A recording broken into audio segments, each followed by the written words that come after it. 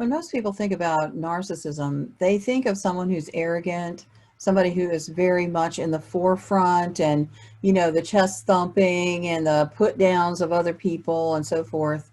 That's the traditional idea of narcissism.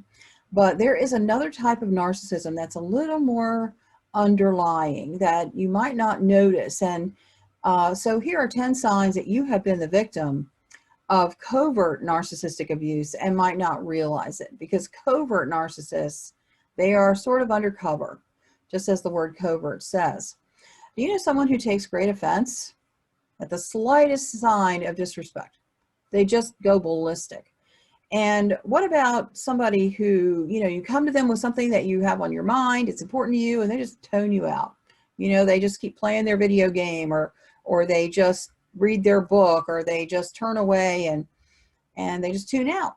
They tune out. It doesn't matter how important it is to you. They just don't want to be bothered with what you have to say. Or maybe they say that they're going to help you or they're going to support you, and they just don't show up. They don't show up. They're just not there. You might have been counting on them to bring the flowers or to do this, and they decided it would be a nice day to go to the beach. And when you confront them and call them, like, you didn't make it clear. It was your fault. Yeah. So they are not interested in you and what you need. They just kind of fade into the background when it comes to that. But yet they're not really, out there with the chest thumping either. I came across this behavior, and I lived with people like this all around me, and I just thought they were hard to live with. I thought they were stubborn. I didn't realize that they were covert narcissists. It never occurred to me. I had to go into some training of my own, and all of a sudden, bing, wow, yeah. In psychology, it's called narcissistic personality disorder, NPD. I'm not a counselor or a psychologist. I'm just a victim of narcissistic and covert narcissistic abuse, and I'm here to spread the message of hope. And I'm going to give you 10 signs that you have been the victim of covert narcissism, but may not even know it. I was married to a covert narcissist for 30 years. I didn't know I was. I didn't know that's what he was until I got out and I went to a counselor, and she said, hey, knock, knock, knock, wake up. Don't you know that you have been married to a narcissist? And I went, what? He doesn't do this, power thing. She said, oh yeah, doesn't matter. Both the covert narcissist and the narcissist are convinced that everybody in their world has one purpose in life, and that is to make them happy. And at the same time, their responsibility to make someone else happy, zero. And that includes things like restroom breaks, sleep, meals. You could be traveling and they're like, oh, I'm starving to death. I'm like, oh, we'll stop in a while. Don't worry about it. Got to go to the bathroom. Oh, don't worry about it. We'll stop later. You'll be fine. You can do it.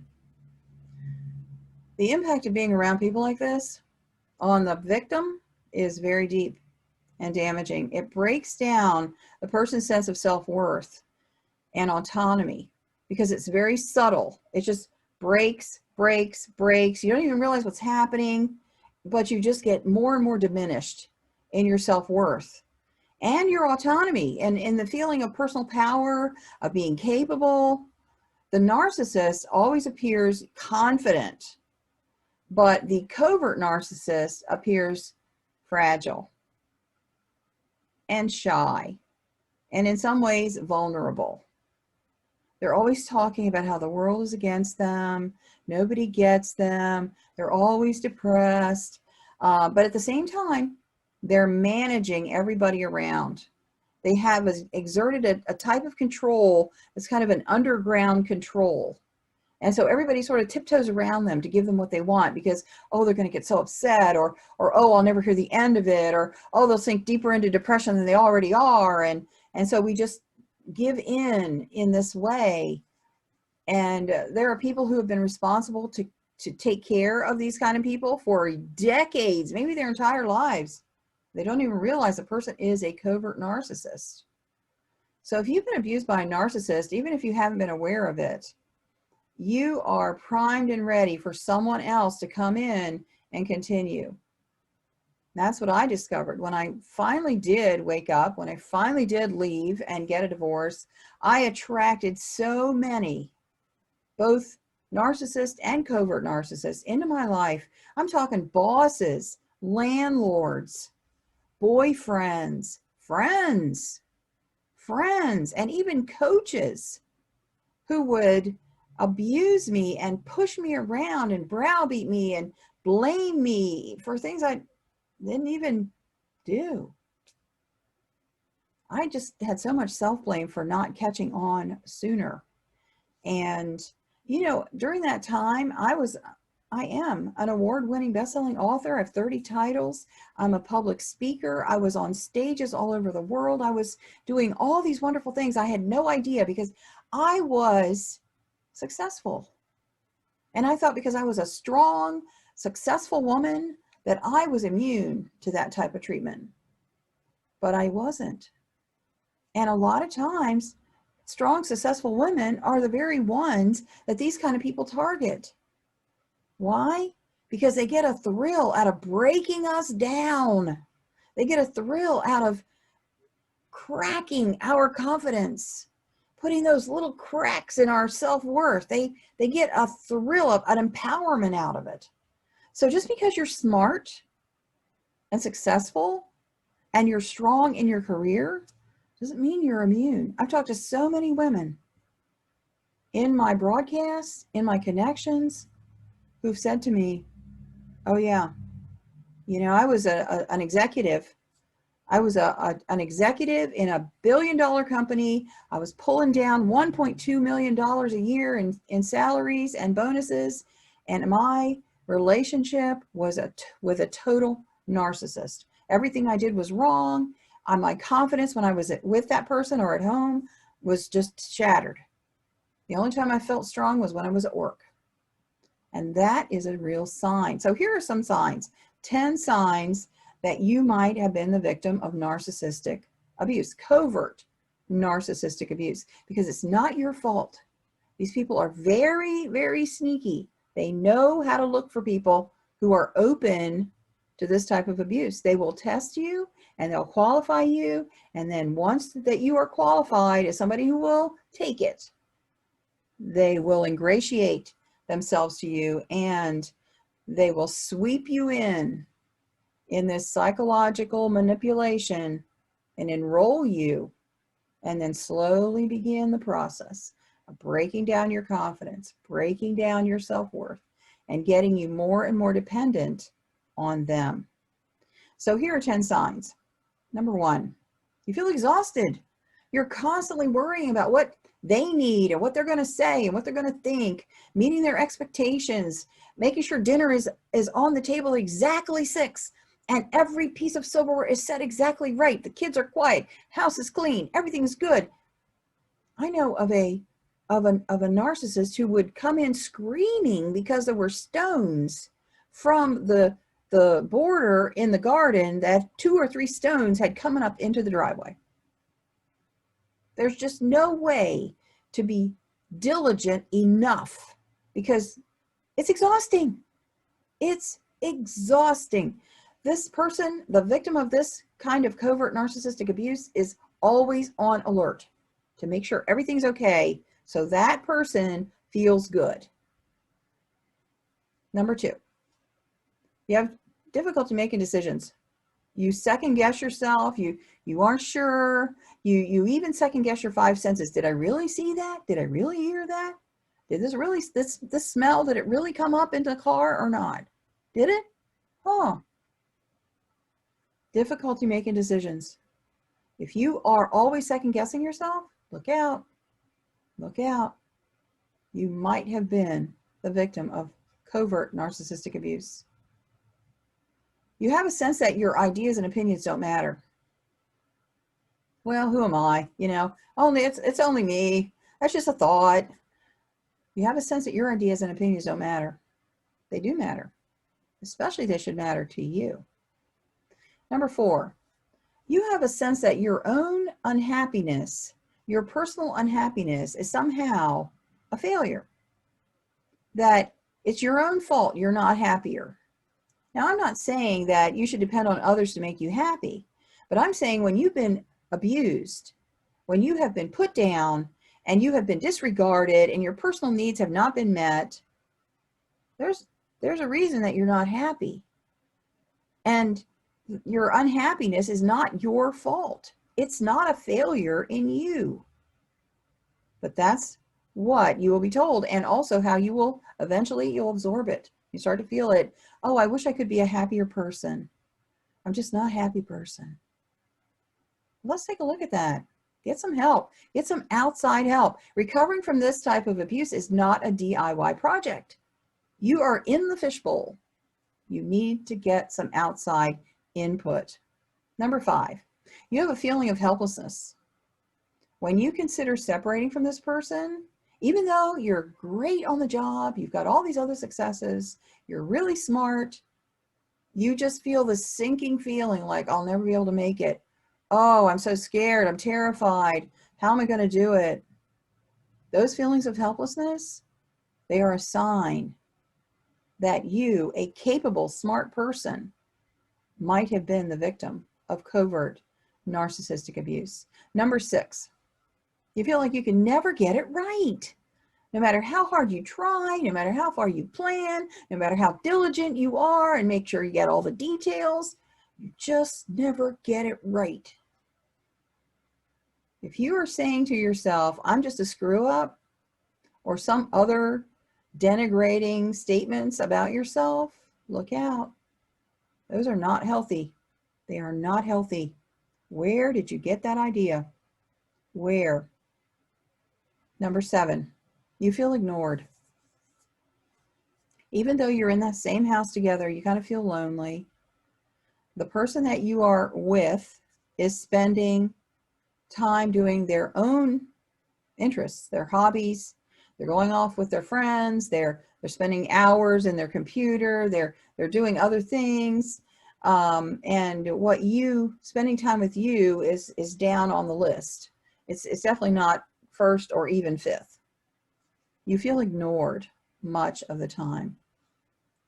Number 8, you hesitate to bring up their poor behavior because somehow you feel that you need to protect them from a difficult conversation. Oh, if I tell them about that, they're going to get so upset. Oh, I don't want them to have to go through that. I don't want them to feel bad. I don't want them to feel less than or have to deal with this. It's better that I just deal with it and let them be in their, happy place. That's what's better. So if you hesitate to bring up and have open conversations about what's working for you, what's not working for you, you might be the victim of covert narcissistic abuse. Number 9, you often find yourself sympathizing with their problems because they're always talking about, oh, their superiors didn't get them, their boss puts them down, they should have got that promotion, but they passed them over, or on and on and on about how the world is against them. And you listen and you listen and you listen and you listen to all of their problems, and you're very sympathetic, very encouraging. If that person is consistently going on and putting you in that place of sympathizing, take another look at that. And number 10, you rarely share your problems with them. Why?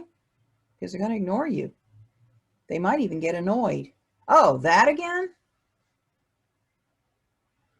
Do you see how it's kind of a one-way street? When you need it, door closes. Right. So if you find that you have several of these in your life, find a counselor. Find a counselor.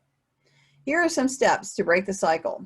The first step is to realize you're worthy of respect. You're worthy to be heard. Your opinion matters. Your 5 senses are valid. You should have someone that you can talk to about your problems who's going to listen to you and hear you. You are worthy of that. Then work with a trained practitioner. I've said it several times. It's not a DIY project. Find some help. Someone to listen to, a coach, a counselor, a third party who doesn't know you and doesn't know them.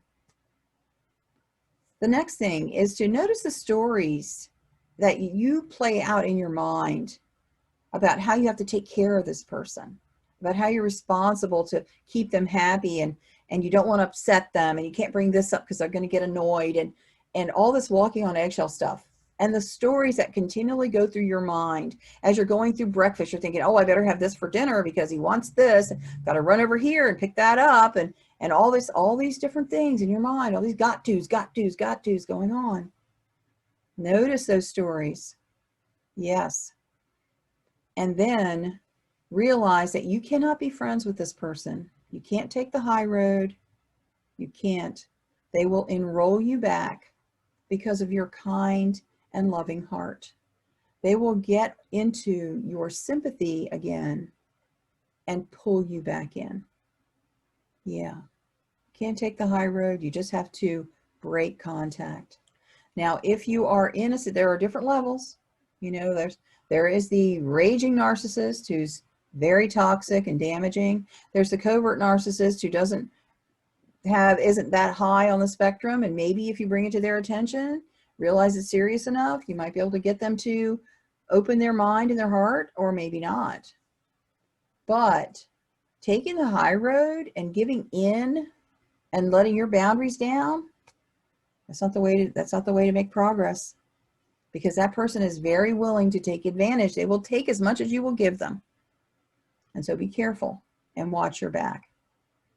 And then the last thing that I would say is to enroll in a group program where other people have also been victims of narcissistic abuse, and you can hear the patterns. Hearing the patterns, and there are several groups like this on Facebook. I don't have one. If you do a search, you can see they'll come up.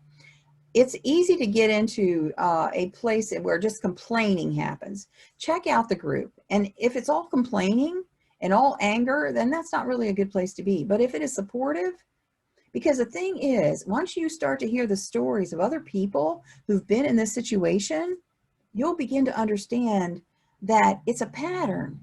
Don't take it as personal. It's a pattern. These people act in very strategic, and they're always the same. They always do the same types of things. And so getting in a group like that for a short time to normalize what you've been through and help you to see that this is a structure that you're dealing with here. It's not just this person's quirkiness. It's actually a pattern that will help you to realize where you are and what's been going on with you. So I hope that will give you something to help you. After leaving my marriage, it was very difficult. Today, I am free. I wrote a 25-page ebook, Never Date a Narcissist Again. It's on Kindle, on Amazon. It costs $2.99. If you are a person who is attracting this type of person over and over again, just go over to Kindle, pick it up, $2.99. It will change your life. I finally broke the code on why I was attracting this type of person again and again and again in many areas of my life. Once I realized what it was able to break it. And now I have to say, I have no narcissists in my life today, and I feel free, empowered, hopeful, confident, and so can you. So thank you so much for being with us today, and we'll see you next time. Bye now.